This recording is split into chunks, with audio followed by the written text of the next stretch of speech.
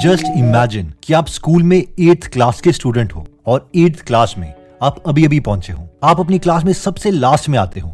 मतलब टीचर्स मानते हैं कि इस लड़के का लाइफ में कुछ भी नहीं हो सकता। आपको हर एक क्लास पास करवाने के लिए भी आपके फादर को आपके स्कूल के प्रिंसिपल के पास जाना पड़ता है और कहना पड़ता है कि प्लीज इसे पास करवा दो, बस इस साल नेक्स्ट ईयर में प्रमोट करवा दो।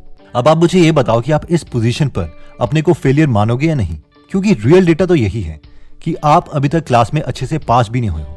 लाइफ में आपने अभी तक कोई एक्स्ट्राऑर्डिनरी अचीवमेंट शो नहीं करी है। इस सिचुएशन में बहुत से लोग शायद हार मान लेंगे, लेकिन हम एक रियल स्टोरी देखते हैं एक लड़के की जिसके साथ एग्जैक्टली ऐसा ही हो रहा था।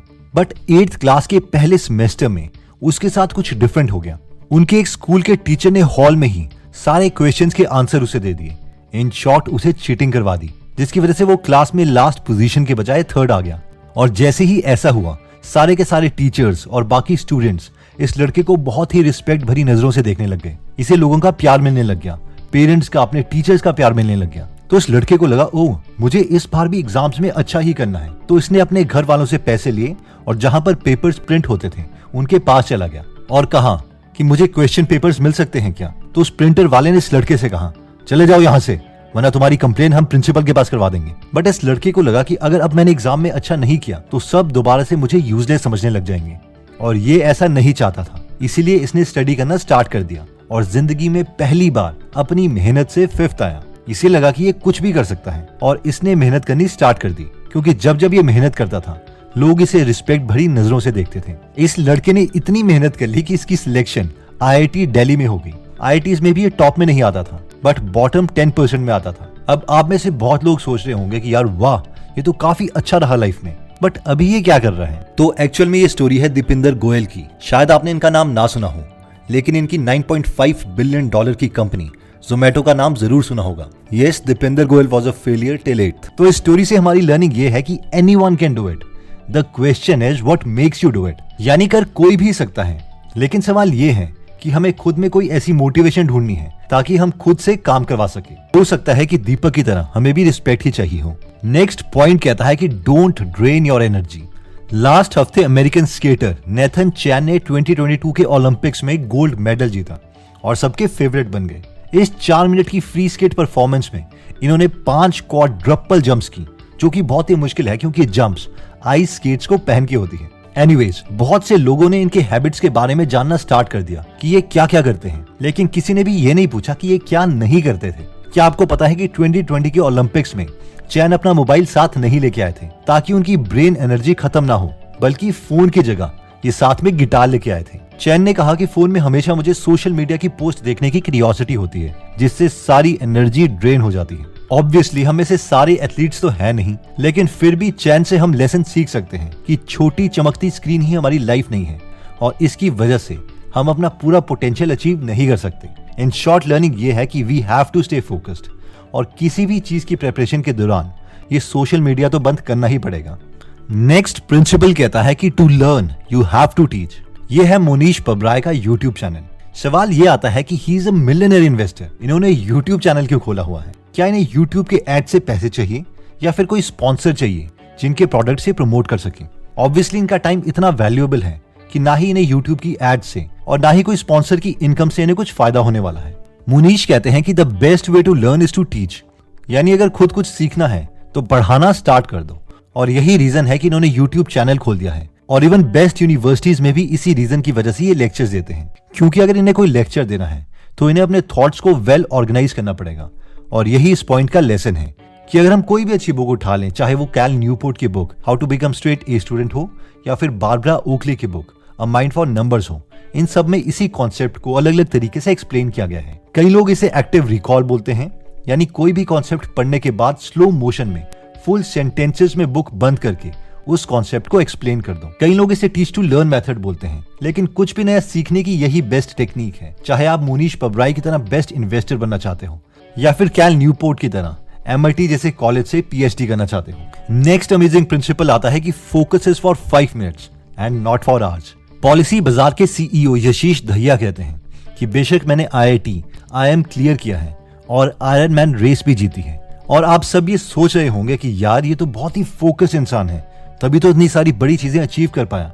लेकिन उनके अकॉर्डिंग बचपन में वो बहुत ही अनफोकस्ड थे। हर बार क्लास में वो खिड़की से बाहर देखते रहते और जिसके लिए टीचर्स उन्हें बार बार चौक से मारते और कहते, यशीश यहाँ पर देखो, क्लास में फोकस करो, तुम कर क्या रहे हो। यशीश बोलते हैं कि सालों तक मेरे साथ यही चलता रहा, लेकिन फिर मैंने एक बहुत ही इंटरेस्टिंग थिंकिंग मॉडल अपने लिए निकाला। मैं हमेशा खुद को यही बोलता था कि अब घंटों तक नहीं काम करना है, तुझे बस अगले 5 मिनट, सिर्फ 5 मिनट के लिए फोकस करना है। और फिर मैं घड़ी में टाइम देखता कि अगर अभी 7 बजे है, ठीक है, मैं अगले 5 मिनट यानी 7:05 तक ही मेहनत करूंगा। जितना होगा ठीक है, वरना नहीं होगा तो भी ठीक है। और ऐसा करने से उनके अगले 5 मिनट बहुत ही फोकस पढ़ाई होती थी। फिर दोबारा से वो खुद को पक्का यकीन दिलवा देते कि अब वो 7:05 से 7:10 तक ही पढ़ेंगे। और अगेन वो अगले 5 मिनट तक अपनी पूरी एनर्जी उसमें फोकस कर देते और ऐसा करते करते वो दिन के 6-7 घंटे आईआईटी की प्रिपरेशन के लिए दे देते। And that's it. इसी स्ट्रैटेजी से उन्होंने इंडिया की सबसे डिफिकल्ट एग्जाम्स, आईआईटीज और आईएम्स को क्लियर किया और साथ में $1 बिलियन की कंपनीज भी बना दी। तो इसमें हमारी लर्निंग ये है कि डिवाइड एंड रूल, जिस स्ट्रैटेजी से अंग्रेजों ने हम पर राज किया, इसी स्ट्रैटेजी में बहुत बहुत ताकत है। अगर कोई भी काम हमें डिफिकल्ट लग रहा है तो हम उसे बहुत ही छोटे टुकड़ों में तोड़ सकते हैं। एंड आई प्रॉमिस वो काम बहुत ही आसान लगने लगेगा। नेक्स्ट लेसन कहता है कि डज पोमोडोरो टेक्निक वर्क। बहुत से आर्टिकल छपे हैं जो कंपेयर करते हैं पोमोडोरो टेक्निक को डीप वर्क से, और ये सवाल करते हैं कि इन दोनों टेक्निक में से बेटर टेक्निक कौन सी है। हम सबने पोमोडोरो टेक्निक पढ़ी है, जिसमें हमसे कहा जाता है कि 25 मिनट तक काम करो और 5 मिनट का रेस्ट लो, या फिर 50 मिनट के लिए कोई काम करो और 10 मिनट का रेस्ट लो।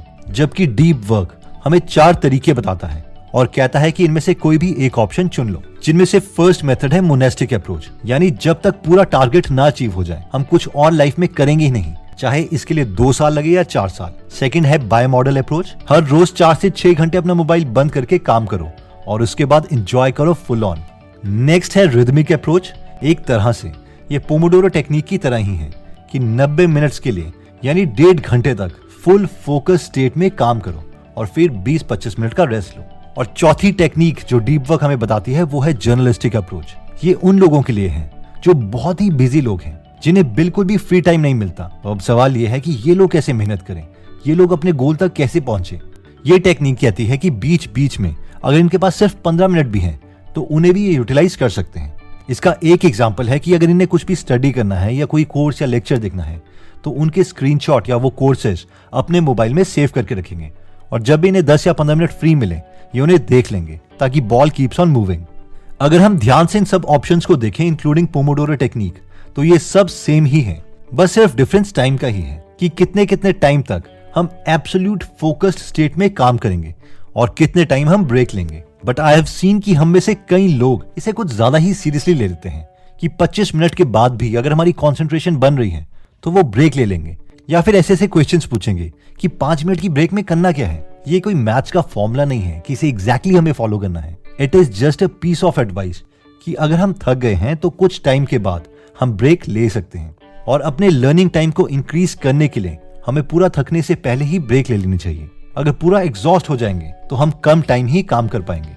तो एक बार हम जल्दी से सारे कॉन्सेप्ट्स को रिवाइज कर लेते हैं, और अगर आप चाहें तो आप इनके स्क्रीनशॉट्स ले सकते हैं ताकि बाद में आप इन्हें रिवाइज कर सकें। तो सबसे पहले हमने देखा था कि anyone can do it, the question is what makes you do it. इसमें हमने बिंदर गोयल की स्टोरी देखी थी कि 8th क्लास तक उन्हें सब लूजर मानते थे, लेकिन जिस वक्त उन्हें पता चल गया कि लोग उन्हें रिस्पेक्ट करते हैं अगर उनके अच्छे मार्क्स आएंगे, तो उन्होंने स्टडी करना स्टार्ट कर दिया और आईआईटी में सिलेक्शन भी हो गई। साथ में आज इतनी बड़ी कंपनी के वो फाउंडर हैं। तो इसका मतलब ये है कि कैपेबिलिटी तो सब में है, बस हमें ये फाइंड करना है कि हम खुद को क्या रिवॉर्ड दे सकते हैं ताकि हम खुद से काम करवा सकें। सेकंड पॉइंट था कि डोंट ड्रेन योर एनर्जी। इसमें हमने अमेरिकन स्केटर और 2022 ओलंपिक विनर नेथन चैन की स्टोरी देखी कि ओलंपिक्स के टाइम में वो अपना मोबाइल घर ही छोड़ के आए थे। वो जानते थे कि इससे उनकी एनर्जी ड्रेन होगी। और आप किसी को भी अपने आसपास नोटिस कर लेना जो लाइफ में कुछ बड़ा अचीव कर रहे हैं, या तो वो बिल्कुल भी सोशल मीडिया से कनेक्टेड होंगे ही नहीं, या फिर बहुत ही सिलेक्टिव टाइम के लिए उसे यूज करते होंगे। देखो यार, जब भी नोटिफिकेशंस आएंगी तो हमारी एनर्जी ड्रेन होगी ही होगी, चाहे उसे रेजिस्ट करने में ड्रेन क्यों ना हो। इसलिए जब हम प्रिपरेशन कर रहे हैं तो उस वक्त तो हमें इसे बंद करना ही पड़ेगा। नेक्स्ट पॉइंट था to learn you have to teach.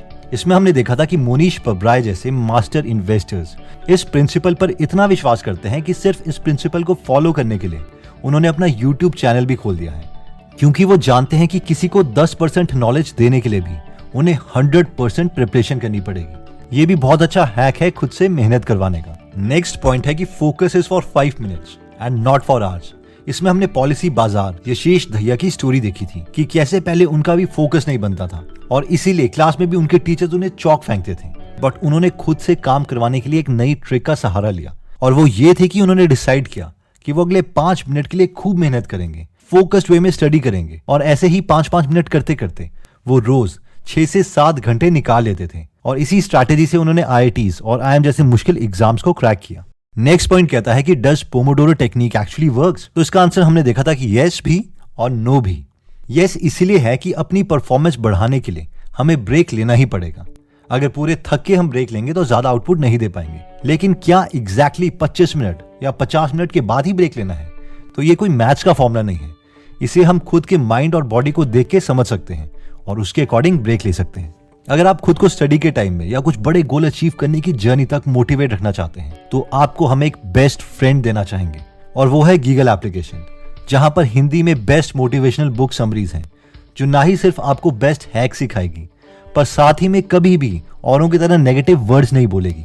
इसे यूज कर आप खुद के लिए अलग से पॉजिटिव जोन बना के रख सकते हैं। तो अगर आप ऐसे बेस्ट फ्रेंड को लूज नहीं करना चाहते तो आप गीगल एप्लीकेशन डाउनलोड कर सकते हैं। इसका लिंक मैं डिस्क्रिप्शन और फर्स्ट कमेंट में दे दूंगा। आपके पास चाहे एंड्रॉइड फोन हो या iOS ऐप हो, ये दोनों के लिए अवेलेबल है। दोस्तों, अगर आपको लगता है कि ये वीडियो आपके किसी फ्रेंड या फैमिली मेंबर की परफॉर्मेंस को इंप्रूव कर सकती है तो इस वीडियो को जरूर उनके साथ शेयर करें, क्योंकि one great idea can truly change our lives. Anyways दोस्तों, अगर आप ऐसी नॉलेजेबल वीडियोस मिस नहीं करना चाहते तो सब्सक्राइब करने के बाद बेल का बटन दबाना मत भूलिएगा। आप कमेंट करके ये भी बता सकते हैं कि आप नेक्स्ट वीडियो किस टॉपिक पर चाहते हैं। जल्दी हम आपसे दोबारा मिलेंगे। जय हिंद।